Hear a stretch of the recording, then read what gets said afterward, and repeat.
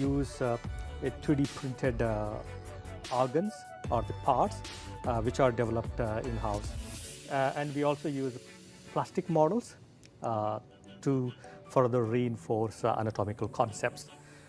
We use integrated system-based modules to deliver anatomy, as well as another unique about Lkc Medicine anatomy is it is taught by the team of experts come from the different disciplines like anatomy, surgery, emergency medicine, and pathologists.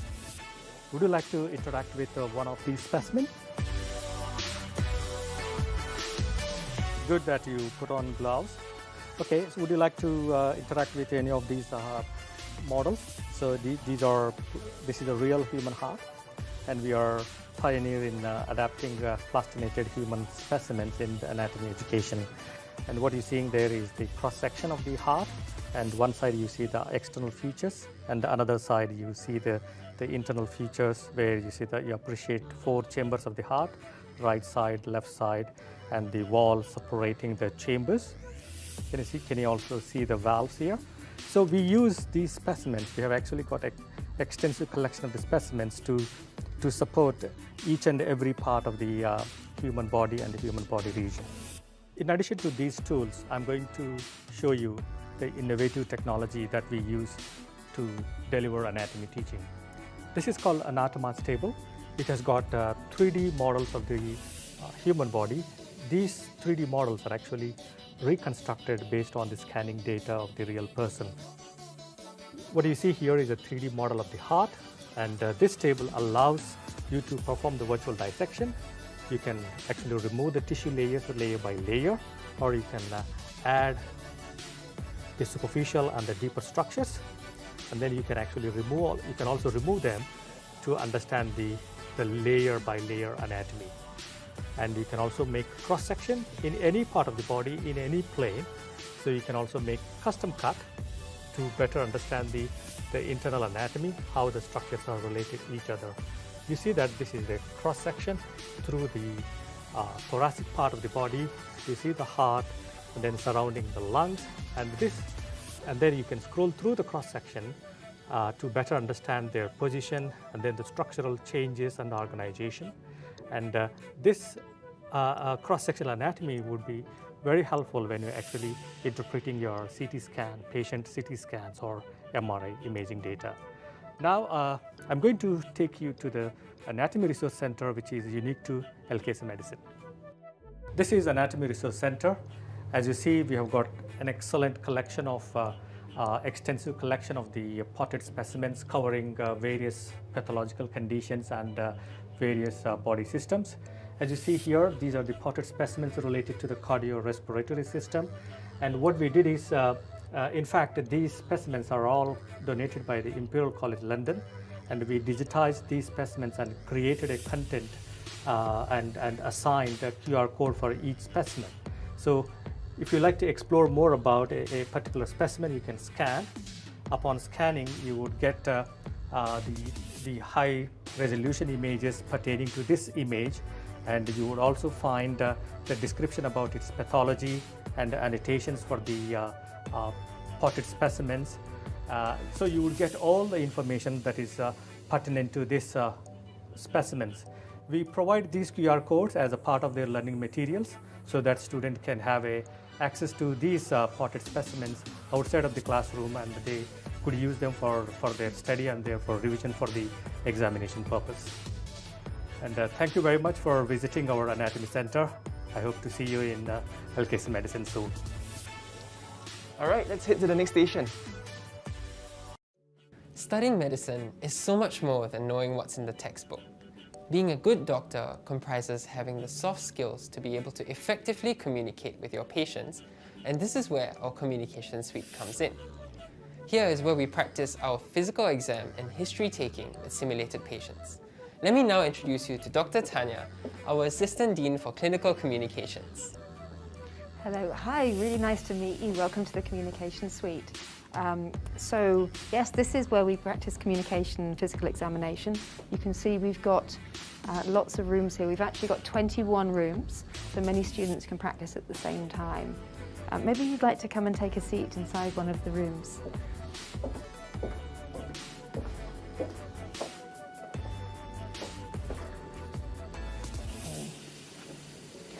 So I mentioned simulated patients just now. This is Sheena. She's one of our simulated patients. But today she's going to be a patient called Rachel Ling. And Jeremy, one of our students, is going to demonstrate some history taking for you. So, so Rachel Ling has come to the polyclinic today. And Jeremy's going to spend some time speaking with her before she sees the doctor. Good afternoon, ma'am. My name is Jeremy. I'm a medical student in the team. How may I address you? Rachel. Rachel, could I have your full name and NRIC? Rachel Ling, T002025L. Thank you very much, Rachel.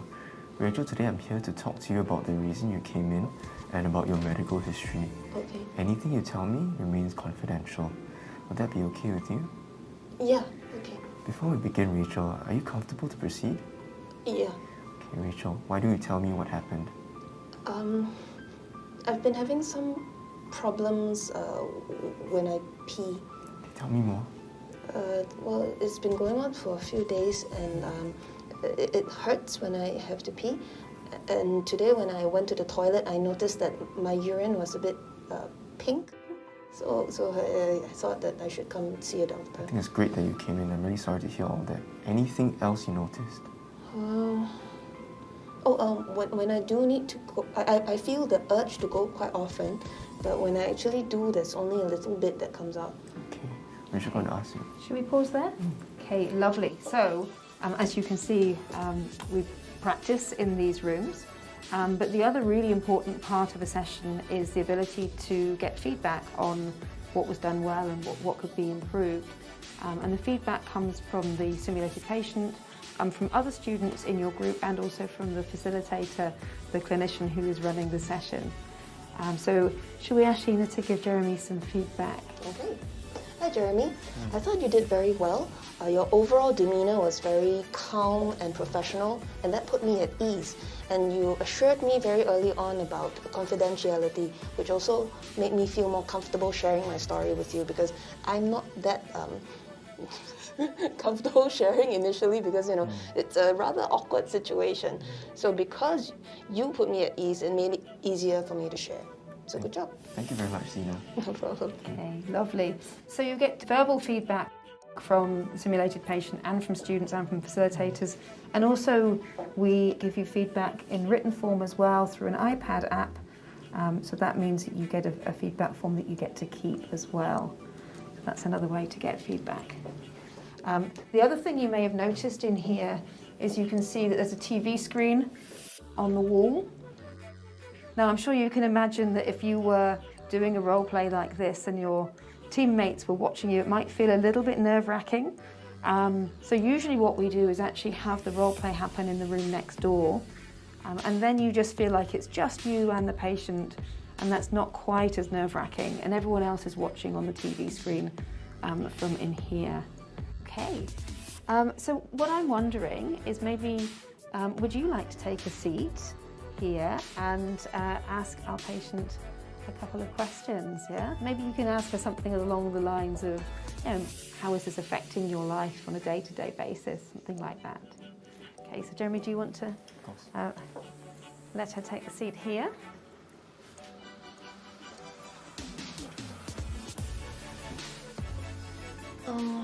How is it affecting my life?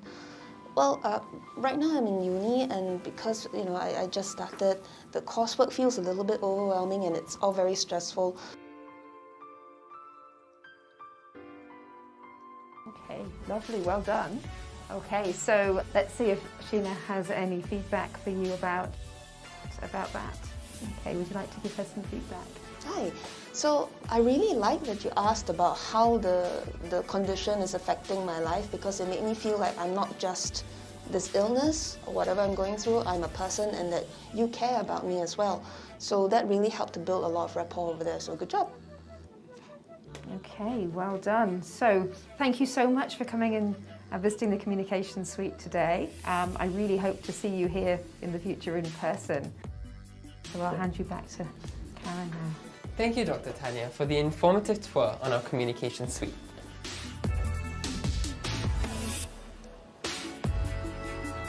The time has now come for me to hand you back over to Jerome to do the rest of the tour. I'd like to thank you for joining us, and we hope you've had a good time, and we hope to see you here in LKC Medicine. Over to you, Jerome.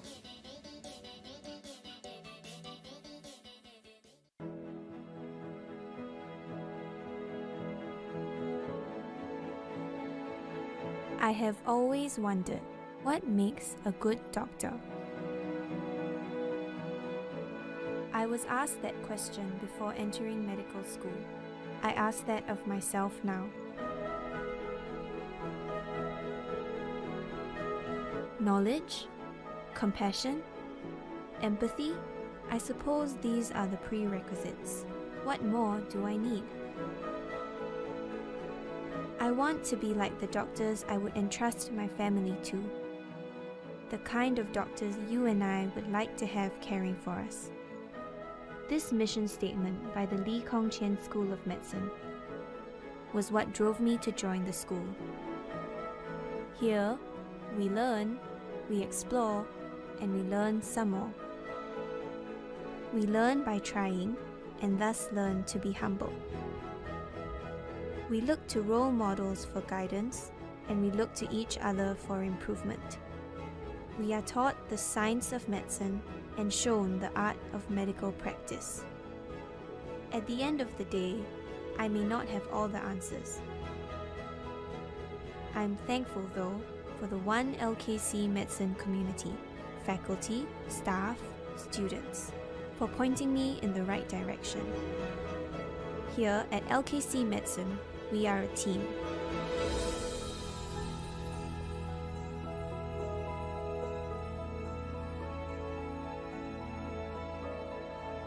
What I know now is humility, teamwork, communication are essential in being a good doctor. After all, no doctor today should be an island.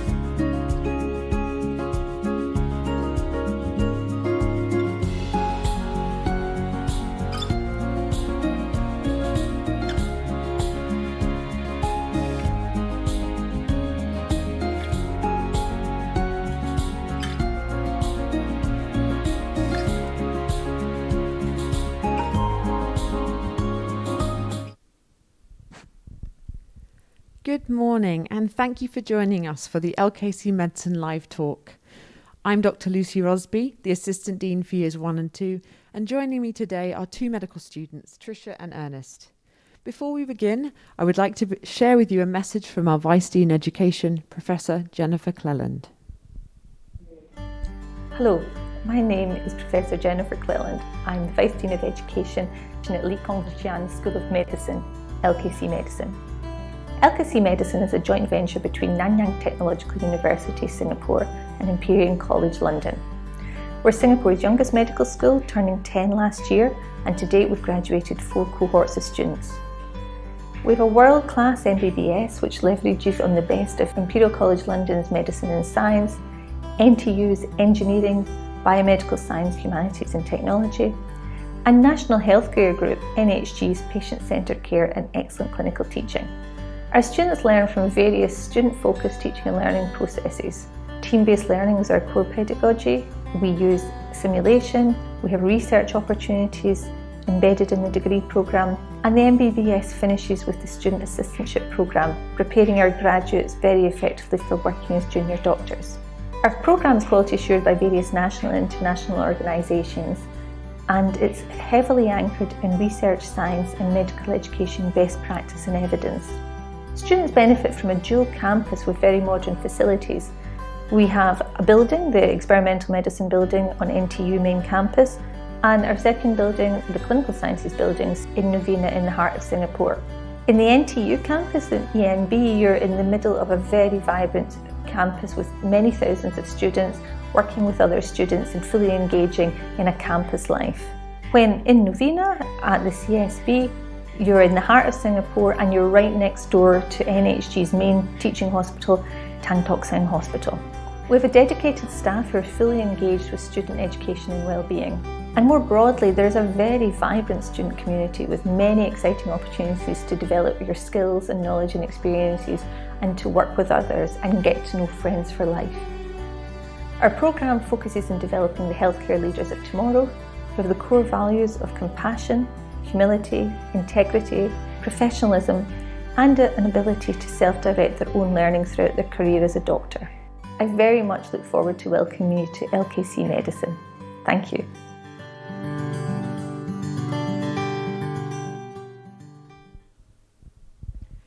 I hope that the message from our Vice Dean Education inspires you to want to know more about our MBBS programme. I will be spending the first part of this live talk giving an overview of our programme and then going through the admission and application process. I will then hand the session over to Tricia and Ernest, who will share their experiences on student life here at LKC Medicine. We have set aside around about half an hour for a Q&A session.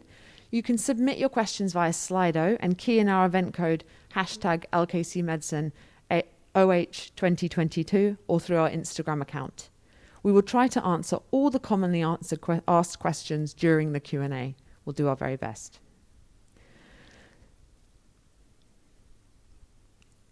So I will now move on to share a little bit more with you about the NTU LKC Medicine program here and walk you through the curriculum and a little bit more. As you know, I'm Dr. Lucy Rosby, the Assistant Dean here for Years 1 and 2.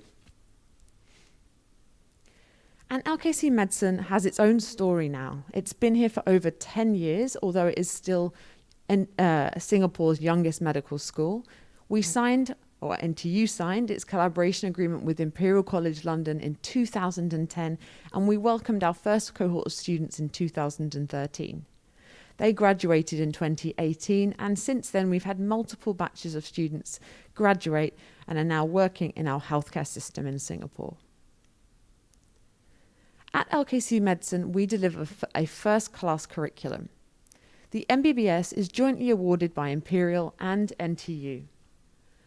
The curriculum is a new one developed collaboratively with London and Singapore clinicians and scientists, and we have a national healthcare group as our primary clinical partner.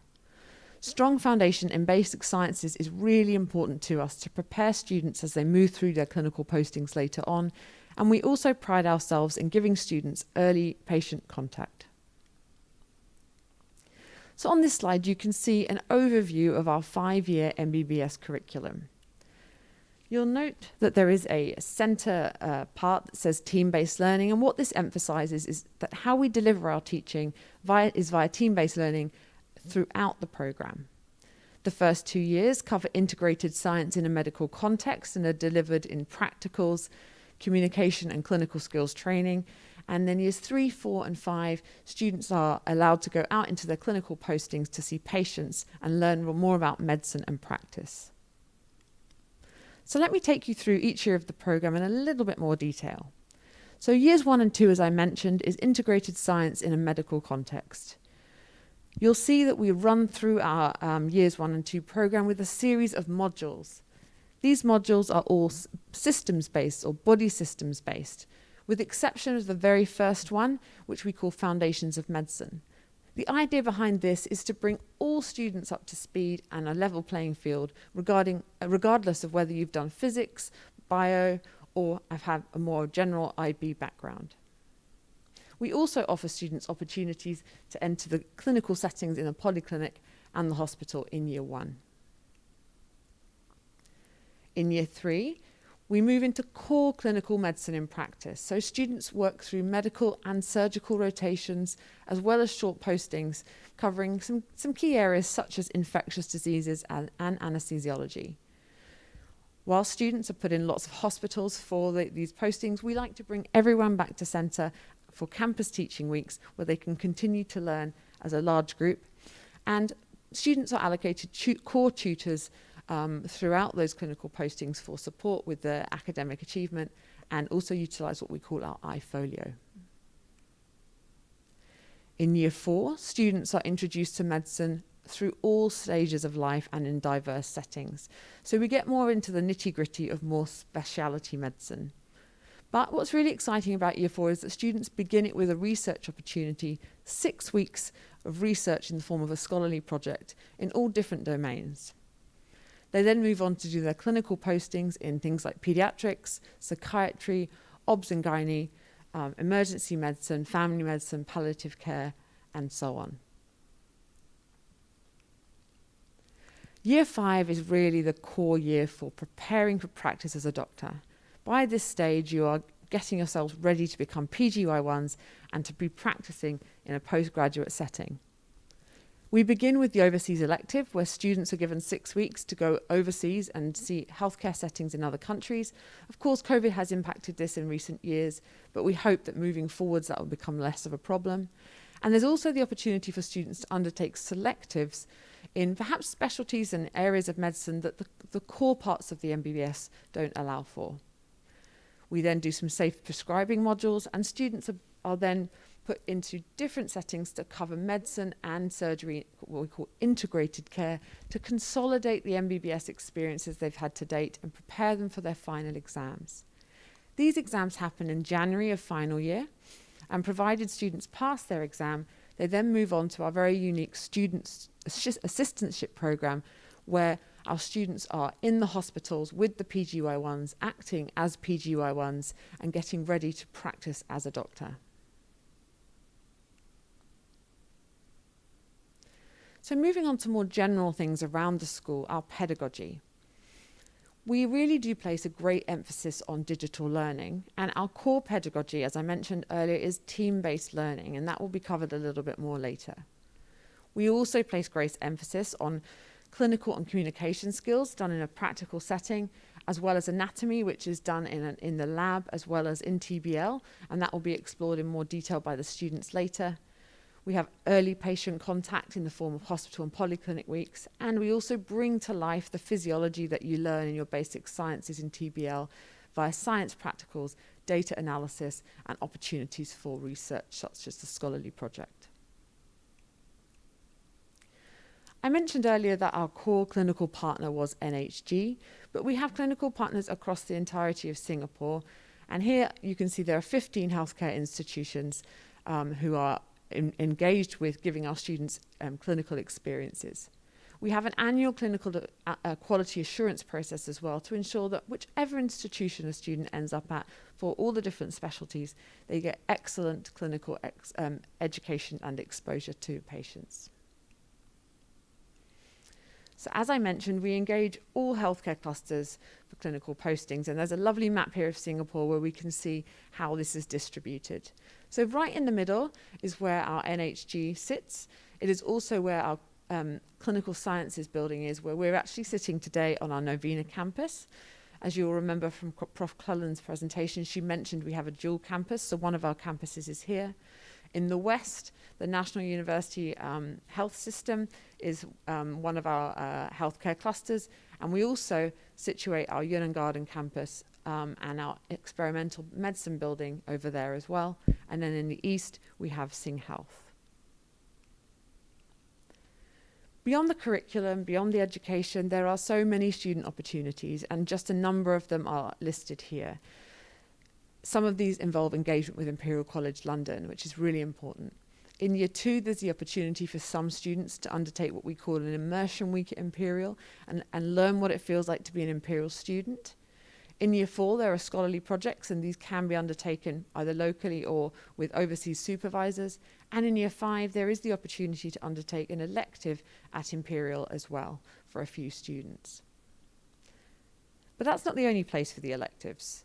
Students, as you can see, have travelled far and wide across Singapore, across the world, not just Singapore, for their overseas electives. And this gives students opportunities to understand how healthcare systems and healthcare is delivered in different countries with different means. And that's a really, really unique way of understanding that in the context of then how they will be practicing here in Singapore. So here we've got some quotes from students, the first being a student who did their elective at Imperial and another from a student at Oxford, so both UK institutions, and I'll let you read those for a moment. But they essentially share how invaluable the connections they made were and the opportunities to join different types of institutions overseas. And beyond the UK, as you'll see from our map, remember from our map earlier, there's a quote here from a student who went to India at one of our partnership institutions, and another who did their elective in South Korea. And how much they gained from that, I think, is clear from the quotes that they provided us. And there's international exposure in all sorts of ways. Some students undertake their research and they take it further and they present at international conferences.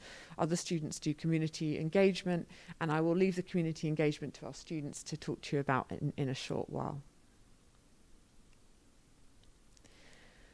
Now, we've been focusing very much on the undergraduate, and that makes a lot of sense because that's why you're here. You want to find out whether or not LKC Medicine is for you. But I think what's really important also to think about now is the fact that we have many years' worth of graduates, and our graduates are doing incredibly in the clinical setting, and we get wonderful feedback about them as doctors, not only as doctors but also as teachers. The students you see on this slide have all received teaching awards from NHG during their time at the institutions they were at. I think the other thing that we cannot forget and we cannot ignore is that we are all still living and breathing with COVID-19. And the last 2 years, there have been people on the front line, and that includes our graduates. And there's some quotes here which really do bring home what it's been like for them on the front line, how challenging it has been, but also how rewarding and how privileged they feel, these doctors, being in a position to be able to help during this pandemic.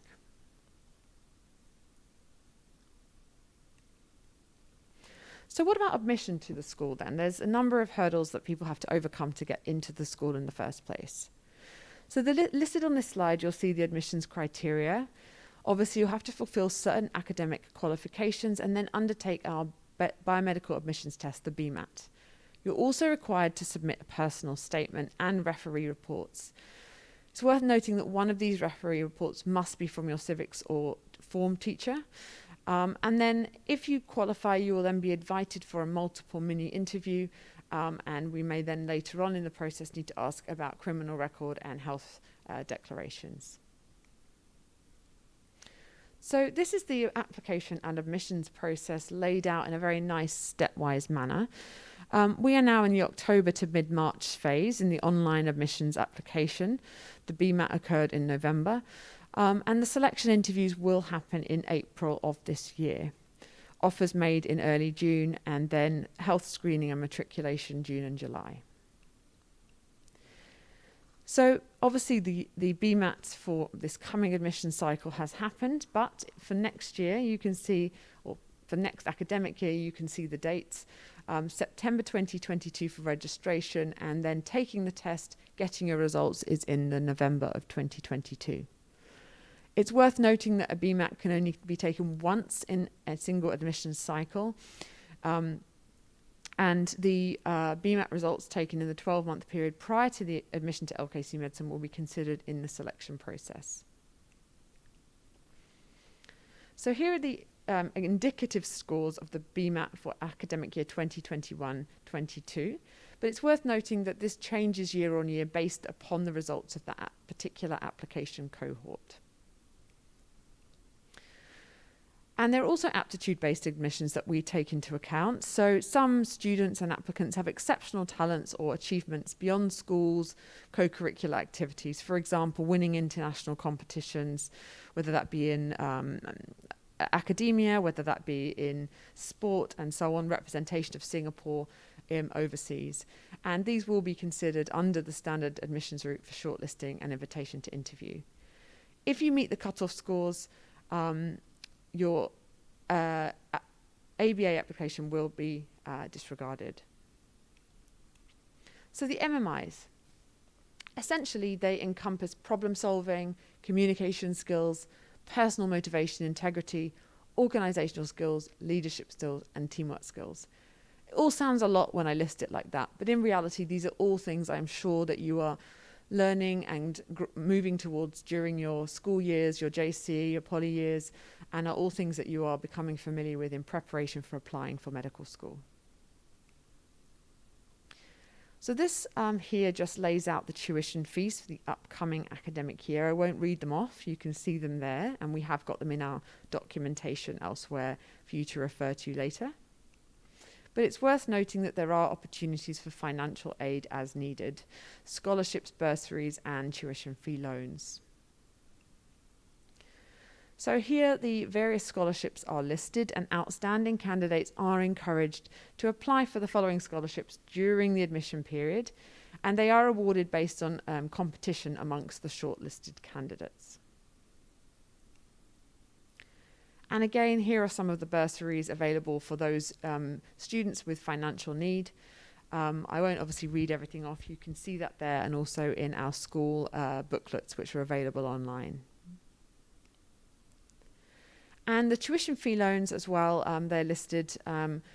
It can cover up to 90% of tuition fee through DBS or OCBC, just take note of that.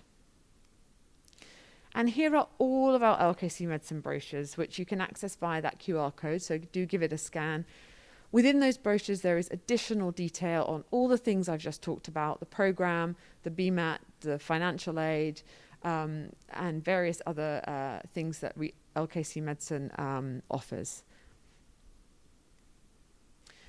Okay, so that's me finished. So I'm going to hand over now to our students, Ernest and Tricia, to talk a little bit about what it's like to be a student at LKC Medicine. Thank you very much, Dr. Lucy. A very good morning to everyone, and thank you all for joining us today. My name is Ernest. I'm a Year 3 LKC Medicine student, and with me today is Tricia, who is currently in Year 4. So I'll just be sharing about our life in LKC Medicine, and for me, I'll be taking a part on the preclinical years, which is Year 1 and Year 2.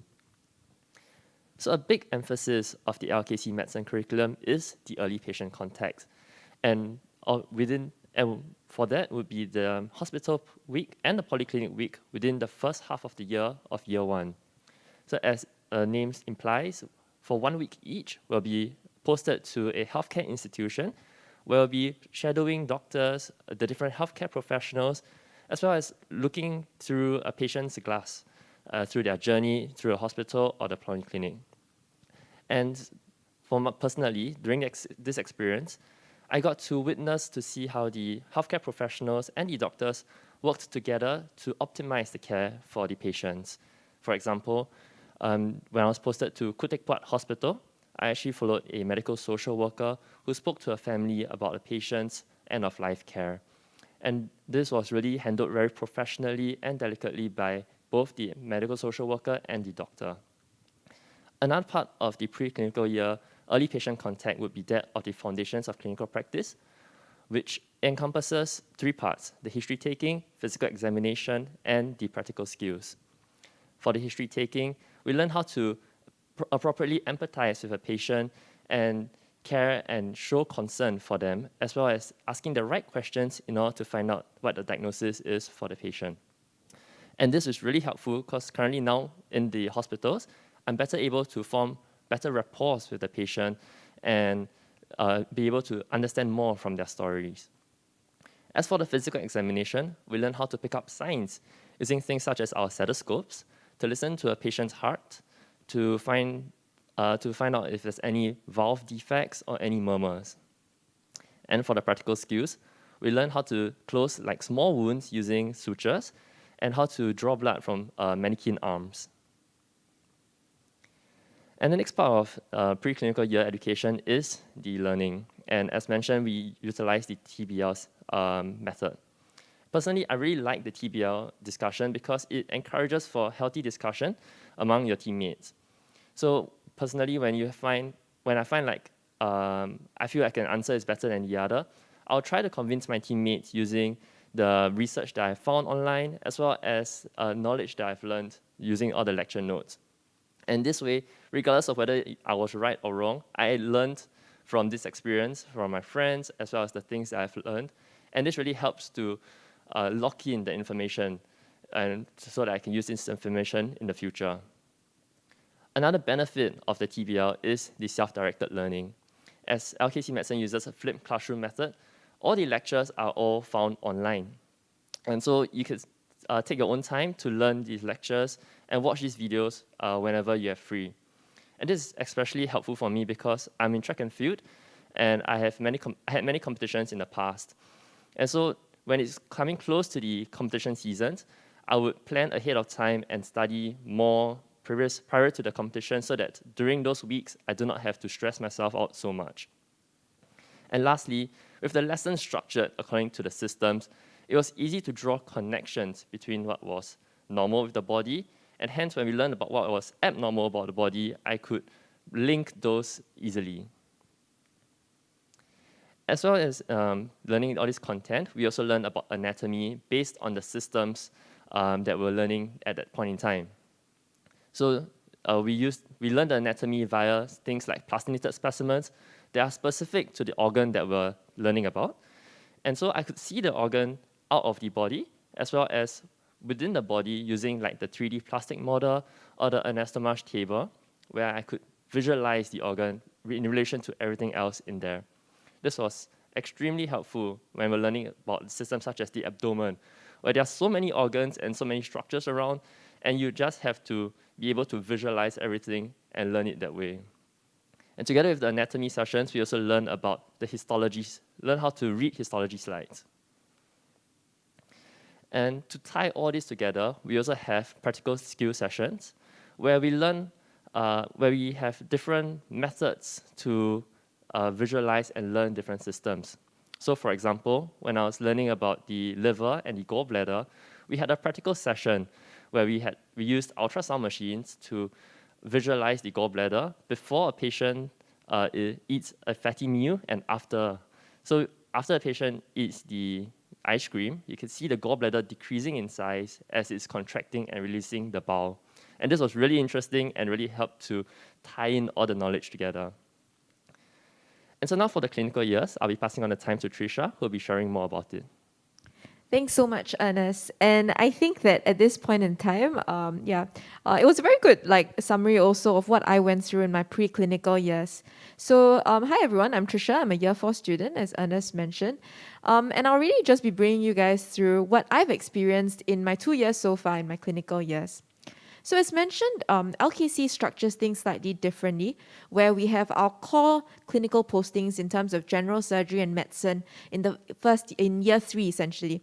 And I thought that set up a very good platform or a sort of basis for me to be able to understand better and to be more integrated when I'm doing my year 4 studies and in terms of the year 4 rotations that we get put in. And in the clinical years, that's what it's all about, really. It's about immersing yourselves in the healthcare ecosystem to learn from the medical officers, the house officers, as well as the doctors who are there to teach us.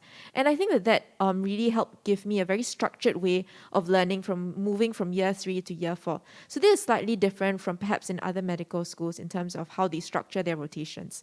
So I found that quite useful. And in terms of immersing ourselves in the healthcare ecosystem, I've actually had the opportunity to immerse myself or be part of the 3 different clusters itself. So I have had an opportunity to be part of NUHS, NHG, as well as SingHealth. And I think that really broadens my perspective in terms of how the different healthcare systems work. And the team-based learning aspect of it is something that actually carries through in your clinical years. So I continue to learn together with my team, both during the core teaching weeks as well as in the hospital setting itself. And I think that really gives me a very safe environment for me to be able to learn with my peers and to sort of clarify any doubts that I have. And I mean, you might all be aware of that we're still in the midst of a pandemic, and this has affected clinical postings significantly regardless of where you're studying. But I think that in terms of how LKC takes things forward, in terms of using the digital tools that we have, a lot of us felt that our clinical learning wasn't actually compromised during this period of time because things such as online lectures, case discussions were quickly arranged for during our clinical postings itself to make sure that we were equipped with the knowledge that we need during our clinical postings. And I think that especially in this time and age, like there are a lot of tools available for us, and that's something, and the support that we got was something that we all really appreciated. Perhaps what I can move on to now is essentially what we also do in our clinical years to sort of augment what we get in the healthcare settings. We do get chances to do simulations even in year 3 and 4. And these, I've come to realize, are actually very useful to sort of encounter situations that we don't exactly get to see on a day-to-day basis. So the first picture there, you can actually see some of my friends and I actually practicing how to resuscitate or handle a patient who comes in with perhaps major trauma. And that's not something that you get to see on a day-to-day basis. But because we went through the simulation, when I was doing my emergency rotation posting and I actually saw a patient collapse, we immediately knew what to do and how we could help ourselves, help in the situation itself, rather than being stunned and standing at the side, which is something that is inevitable when you're sort of facing something that's so drastic or something that's so unexpected. So these sort of simulations really just help us to guide us through. Another thing that is specific or sort of special in LKC that we get to do is the scholarly project. So these are research opportunities that we get that I completed in the start of year 4. And a lot of my peers also sort of enjoyed the opportunity because it gave them a sort of exposure and foray into what research is like. And a lot of us, myself included, actually decided to continue the projects even beyond the 6-week period. And I think that that's something that's really nice because we learned a lot from the lab people in the lab that we worked with, or perhaps even with clinicians that we got a chance to work with. And I think the last aspect that I really wanted to cover was in terms of the learning, in terms of the time and space that's given to us through our formative assessments. During rotations, our assessments are all formative, and that really makes it very safe for us to be able to clarify any doubts, to sort of go through the different issues with the doctors, and to sort of rectify any concerns that we have and to sort of discuss any questions that we have as well. So that really makes it a very nice environment to learn in, and I think that that's something that we've really appreciated through the years. So I've talked a lot about the academic side of things, but honestly speaking, medicine is also a lot more than that, and that's something that I'll be sharing in terms of the One LKC family, because to me that's what LKC Medicine has really been for, at least for the definitely for the past 4 years, in terms of creating a family for me that I can sort of rely on. So all students in their first year actually get sorted into one of 5 houses, as you can see over here. It's a bit like the sorting hat sort of thing, which is quite exciting, especially when you come in as a year 1. And this is something, and you're linked to not just the seniors within the school itself at that point in time, you're also linked to PGY1s and students beyond that. So I'm aware of students who are currently in their medical officer years who are part of my house family in that sense, or part of my house that I can always reach out to. So it really creates a very close-knit community that we can rely on and sort of reach out to if we ever need advice for anything. And beyond the students themselves, there's also the mentor support that we get in terms of faculty, where we are attached to one faculty each throughout our 5 years and who act as an anchor point that we can actually reach out to. So that's something that I also really enjoyed and I'm really appreciative of, because we can ask them for advice about literally anything under the sun in terms of life advice, career advice, or anything that we might be going through during our postings or rotations itself. And of course, beyond that, we also have the student life. So personally, I actually took on the role of the Vice President of Education in the LKC MedSoc, but there's a variety of roles for us to be able to take part in throughout our 5 years, depending on where our interests lie and how we want to give back to the sort of student life that we have here in LKC itself. And beyond LKC, we also have hall life, where we get to interact with students from different faculties as well. And in the first 2 years, when you get to stay in hall together with your friends, it can be it was a very enjoyable experience and something that I look back fondly on. We also have overseas and local CIP opportunities that you can be involved in, depending on which communities that you're interested in and the areas that you're interested in. And the thing is that a lot of these CIPs are also linked up to seniors who have done the same project as them. And this allows for a very close-knit community that we can reach out to, as mentioned earlier. And I think that sense of family that we built within LKC is something that I really appreciated, even when going out into clinical years, when we see a familiar face in the wards. And that's something that I am very grateful for as well.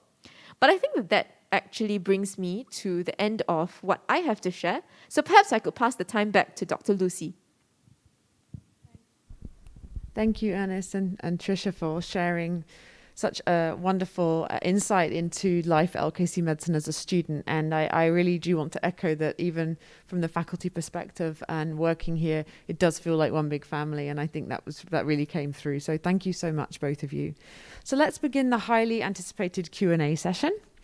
If you have any questions, as I mentioned earlier, please do go to Slido and key in the event code hashtag LKC Medicine OH 2022, and we'll do our best to get to as many questions as we can. So now let's take a look at the first question. So the first question that's come up is, would I be at a disadvantage if I took physics instead of biology at A-levels? Now, I fully understand why students might be concerned about this, but honestly, students will not be disadvantaged, as there are modules in the curriculum that bridge all the gaps. Students come from many different backgrounds, and as I mentioned in my presentation, the very first module that you come across in year 1 is called Foundations of Medicine, and the idea of that is to bring everyone up to a level playing field in terms of the basic sciences that they understand, to then move forward into the systems-based modules throughout the subsequent year and year 2. Okay, so number 2 we have here is, how is NTU's way of teaching medicine better than the traditional way of teaching it? What an interesting question. So I think the first thing to note is that all medical schools equip students with the knowledge and skills and attitudes to become good practicing clinicians. Where LKC Medicine is different is that it does pioneer a really modern curriculum characterized by innovative approaches to its pedagogy, utilizing TBL, as we've talked about, and other cutting-edge technology in various domains like anatomy. Our education model also focuses on interdisciplinary learning, drawing on synergies from the fields of medicine, sciences, engineering, digital health, technology, and the humanities, which is really interesting and makes it a very interesting course to be a part of. Okay, what else do we have? Okay, the next question. What are some of the things to note from the interview and how can we prepare for it? Well, I think I'm probably best handing over to Ernest for this one, as he's been through this himself. So perhaps, Ernest, if you could take this. Sure, thank you. So for the MMI, I feel like my advice that I give to every student or my juniors that come to ask me about it is to be yourself. Because the skills that are assessed during the MMI, such as leadership skills, communication, are not just skills for the interviews, but are skills that can be used every day during the medical school and even during our medical career. So my advice is really to be yourself and to really reflect before the interview to see what kind of person you are and how you react in certain situations. And this will really help to tie you through your medical school career as well as your medical career in the future. Maybe Trisha has some input as well? Ernest, yeah, I completely agree with what he said just now, because I think that's very similar to what went on in my mind when I was back when I was in J2.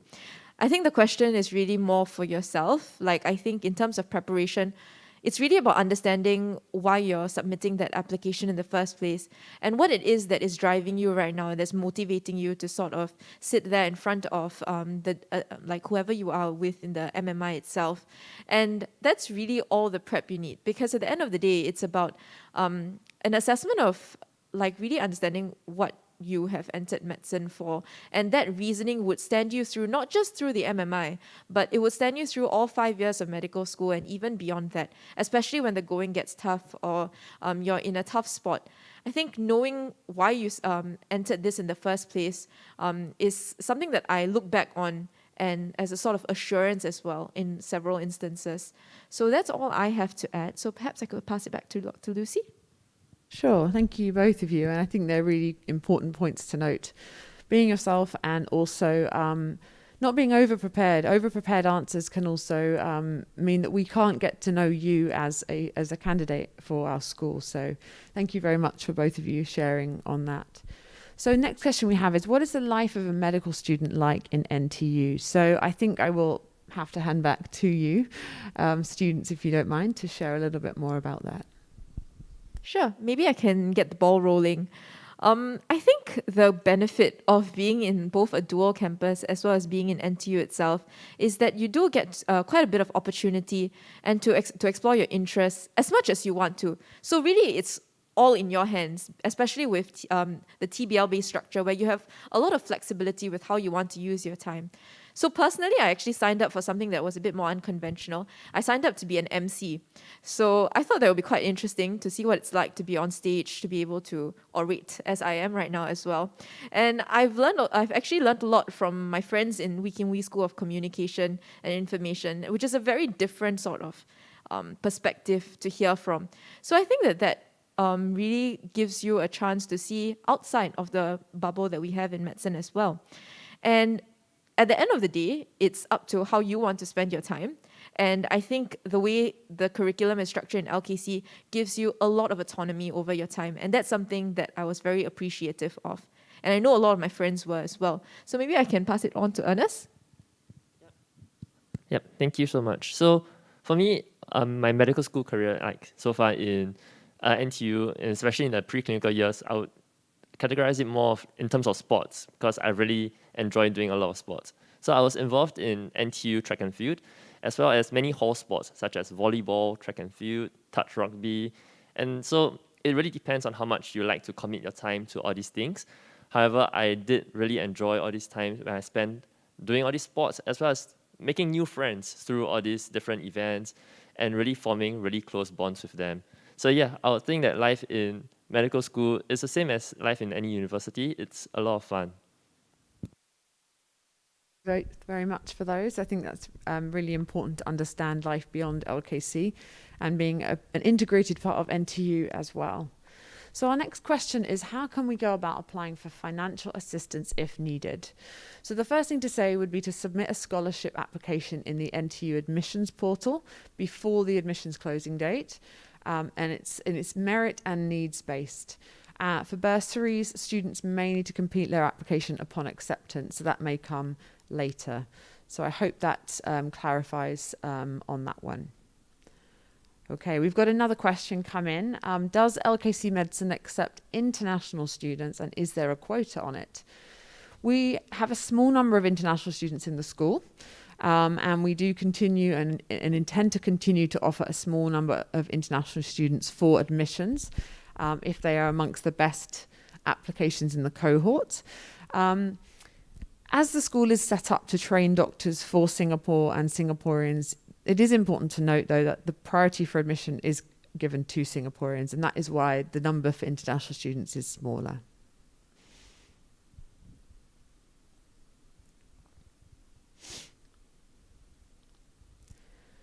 Oh, we've got a very interesting one here. What was your journey to NTU Medicine like? So I'm going to hand back to the students here. I don't know who wants to take that. Ernest? Yeah. Thank you. I can take that question. Thank you very much. So my journey to NTU Medicine, I would think was based upon a lot of reflection and a lot of self-discovery. So after the A-levels finished, I was waiting for my army enlistment, and so I was thinking between the medical schools to apply and actually what to do in the future. And that really involved a lot of self-reflection, a lot of understanding of who I am as a person, and if medicine was something I truly wanted to do. And so after doing a lot of soul-searching and a lot of questions, asking about myself, I understood that helping people and being in a career where I could really interact with people is something I really wanted to do. But at the same time, I really enjoyed studying and learning more about the unknowns of the world. And so I think medicine really encompasses both, where we have patient contacts throughout the whole career. At the same time, you're always learning about new things, new medications that are being produced, new ways to do different procedures. And so I decided to go for medicine, and NTU Medicine was the one that I chose. Maybe Trisha has any input? Thanks, Ernest. I gotta say mine was a bit different in the sense that I kind of knew that I wanted to do medicine quite early on, but the process to getting to NTU was more of thinking of what exactly it was in medicine that had the draw. You have a gut feeling, right? And I know it sounds cheesy, but it's really about knowing, sort of concretely knowing what exactly it is that drew me to it in that sense.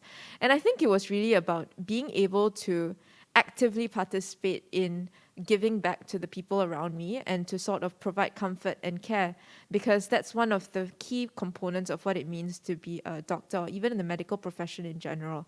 And I think beyond that, it's really about, it's honestly a constantly evolving journey. We sort of learn new reasons for why we came here every day. Like the other day when we got to see something that was relatively uncommon and rare, abdominal aortic aneurysm.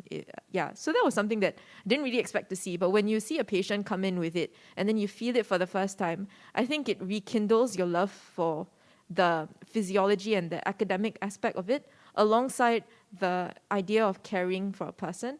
So that's kind of how it's been so far. And I think that I'm constantly learning, and as the time goes as well. Yeah. Thank you so much, both of you, for sharing. So moving on to our next question, which is, would working in the healthcare industry increase my chances of entering medical school? I'm sure many people are wondering this. Honestly, job shadowing programs and attachments are not necessary for admission into the MBBS program for LKC Medicine. Applicants are shortlisted based upon their academic results, their Bmac results, personal statements, and referee reports. And so it's not something that is necessary to have worked in the healthcare industry to get into medicine at LKC. Okay, so another question we have is, if my GPA doesn't meet the requirement, what can I do to get into medical school? I think the best thing to advise on this particular question is to refer to NTU's website for the indicative grade profile to study medicine in NTU. They can be used as a guide only though, and you can apply through the aptitude-based assessments, or the ABA, by submitting your non-academic achievements for consideration. So if whoever has submitted that question, and if there's multiple people wondering this, please do refer to the NTU website for that. So we have also been asked for any tips for interview or personal statement writing, specific topics that may be that may be required for the interview. I think our students shared very much earlier about their MMI experiences and the importance really of it being about being yourself and being honest and understanding your reasons for wanting to do medicine. But generally, we assess what we call your soft skills during the MMI. These include, as I've mentioned earlier, and as the students touched upon, leadership, organization, communication skills, ability to think about ethical problems, and your personal statement will also be evaluated in the interviews. I think we've touched upon that previously, and you've given your top tips already, but if it comes up again in another question, we might be able to come back to those. Okay, so another question we have is, what is the recommended A-levels rank points to be considered for medicine interview? So again, please refer to NTU's website for the indicative grade profile to study medicine. I think that's probably the safest place to find that information. As mentioned, they are a guide only, and you can apply through the ABA system by submitting your non-academic achievements as well. So we have a question here about how much of an advantage people have who do chemistry, biology, physics, Olympiads, research projects, and other competitions when applying. So essentially, what is it about you as a person with all those things in mind that might or might not give you an advantage? I mean, the students might have some thoughts about this, but I think the key thing to note is that applicants are shortlisted based upon academics, Bmat, personal statement, and referee reports. And international Olympiads, other competition achievements might be advantageous, but only if you're being considered through the ABA route. So I think that's something to bear in mind. Okay, we have a very interesting question here about somebody who is currently pursuing a diploma in accounting. And that it's noted that the entry requirement for diploma is studying something in health sciences. And would it be possible for LKC Medicine to open this field up a little bit for students who are interested in pursuing medicine without the relevant diploma? Unfortunately, only applicants with eligible diplomas will be considered, and the list of those can be found on the school's website, so please do have a look at that.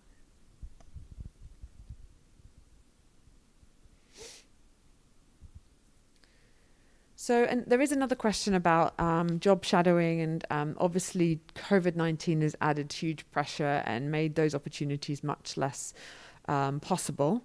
And will this be disadvantageous? As we mentioned earlier, job shadowing is not a mandatory requirement to get into medicine, into LKC, and it is based upon all the other factors we mentioned. So please don't let that worry you too much. We have a question here about portfolios for applying into LKC Medicine, for example, leadership, volunteering, and is it mandatory to have certain types? Again, shortlisting is based upon academic results and Bmat scores. So I think that's something just to bear in mind, that yes, of course it's interesting and we want to see who you are as humans and as people, but shortlisting is based upon Bmat and academics. Oh, this is definitely for the students. Okay, this is going to be interesting. I hope for all of you. What is a typical day like as someone who studies medicine? Okay, so I guess I'll start and then I'll hand it over to Ernest. But maybe I could cover, like, I guess my time as a clinical student right now, what my day looks like. We actually do have a video of that on lkc.purpleandsilver on Instagram, if you see it, where we followed some of our students on their day. But my day is typically like I'll get up, I'll go to the hospitals or the wards where I'm attached to, and I get to rotate together with the doctors and see what they do, as well as talk to patients, see how their day has been like, what they came in for, to understand their concerns beyond just their medical complaints, but really anything that's been going on in their background, a lot of interesting stories that I hear on a day-to-day basis, the favorite dramas and so on, and really just hearing from them about how they're doing in the hospital itself. So after this, typically I would have tutorials together with our core tutors or those that are arranged by the school itself. So these may be conducted in person or in Zoom. So it seems like there's a lot of studying going on. But of course, after all of this is over, I usually head back to do some of my MedSoc meetings as well as work that I have to do together with my peers. And we try to arrange events and activities that the students can participate in their day in like CSV as well. So after all of that is over, I head home, and then afterwards I might have some more meetings, or I might participate in some of like the other extracurricular activities that I have, like MC Club trainings or MC Club events itself. And of course, anything else that I want to do. Sometimes I like to chill at the end of the day with some Netflix or with a good book. So that's kind of a very quick summary of my day. There's a lot that happens usually. It's a bit hard for me to capture it in a minute or so. But hopefully that gives you a bit of an idea. I don't know. I'll pass it to Ernest. Sure, thank you. So I'll maybe share more about my days previously when I was a preclinical student. So it depends on whether I had any TBL sessions on that day. If I do, then you'll be going for lessons, and after lessons end, you'll be personally, I'll be catching up on the things that I could have missed or I was not too familiar with. Then afterwards, it'll be more relaxed and doing things anything that you like. So for me, I'll just go for dinner with my family. Afterwards, I'll go back home and prepare for the next session ahead. And previously, when I was staying in hall in year 1, it was a bit more eventful because after TBLs ended, I would then go for my hall trainings, my actual CCA training, and those really took up quite a bit of time as well. Yeah. Thank you very much for sharing. I think it's probably safe to say that no 2 days are alike, and a typical day is probably almost impossible to fully describe. But I think a flavour of what you go through both in the early years and in the later years have been shared perfectly by Ernest and Tricia there. So thank you very much. Okay, so moving on to our next question is around IB qualifications and what are those qualifications for getting into LKC? That's the first part of the question. So let's just touch upon that first. You would need to pass high-level chemistry and have a pass in either high-level biology or physics, as well as meet the mother tongue requirement. The second part of this question are about scholarship opportunities. You can apply for a scholarship at the same time that you apply to the MBBS program. Shortlisted candidates are then invited for an interview regarding that scholarship at a later date. So again, there's more information that can be found. I think the QR code was shared earlier in our booklets as well. Oh, we've got another good one for the students here. All right, so how is the general profile of most students, and are they mostly top scorers from the most prestigious JCs? In other words, what are people at LKC Medicine like? I think people in Lkc Medicine are really varied, and there's a really wide range of different individuals, people, and all that. So just citing from my year 1 team, actually everyone in that team were all from different schools. So they came from NU. For myself, I was from Hwa Chong. There were students from Raffles, Jurong Junior College, yeah, if I remember correctly, even NUS High. NUS High. So it really comes from many different schools, and they are not always the top scorers. So I actually, currently in my TBL team, my 2 friends, they actually didn't get straight A's as well. Some of them had B's, some of them took H1s also. So I think it's a really wide range of individuals. However, it is really, once you meet the cutoff point, it's really about how you present yourself and who you are as a person during the interviews and what you write for the personal statements as well. Thanks, Ernest. I must say my experience is very similar. If there's only one thing I had to add to that answer, it's really that all of them are very passionate about a wide variety of things. It could be from making sourdough bread to playing the bass, or like anything else really. And I think that that's what makes life in Lkc Medicine so exciting, because you can see how driven they are for all of these various interests besides just medicine. So that makes it a very nice environment. Thank you very much. Yeah, I think it's safe to say that there are students in our school from all walks of life and who have all sorts of different interests. And so you'll certainly be meeting lots of new people and learning lots of new things. So the next question that in a way is relevant to the one previously is asking about points that should be taken note of in the personal statement and for interview preparation. So there's also a second part to the question, but I'll come back to that. So ultimately, we want to get to know you in your personal statement. We want to know who you are as a person, and that's what you should be writing about in that personal statement. We're interested to learn more about what your interests are, what drives you, what are your passions, what makes you different from other people, and what is your motivation to study medicine.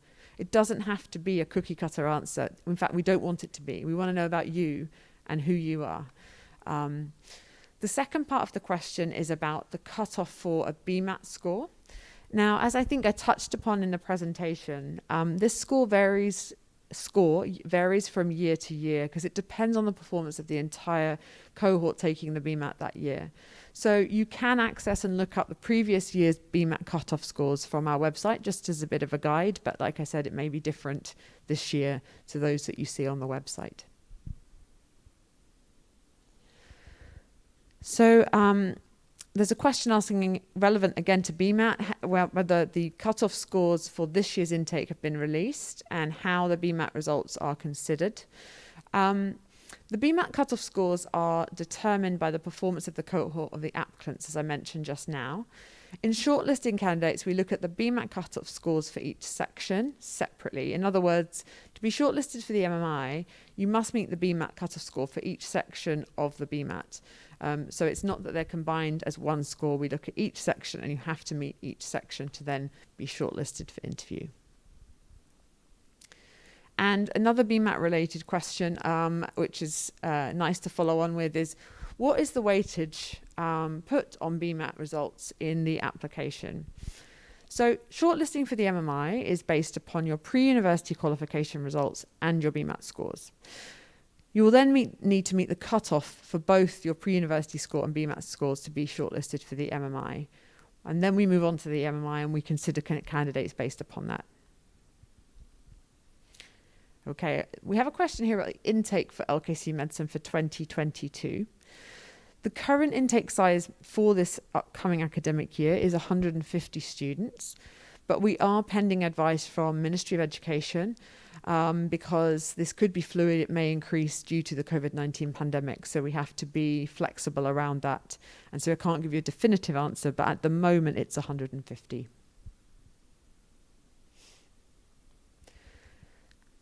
So we're getting comparison here. How is NTU and NUS different? How do they differ? So I think it's important just to note that both medical schools really are intended to train the best doctors for Singapore, regardless of whether you come to us or you do go to elsewhere. I wonder if Ernest or Tricia have any thoughts about this. Okay, perhaps I could start off. I think in agreement with what Dr. Lucy said as well, I think it's just different ways of approaching the same problem. And at the end of the day, when we enter clinical practice, we're all going to be colleagues together.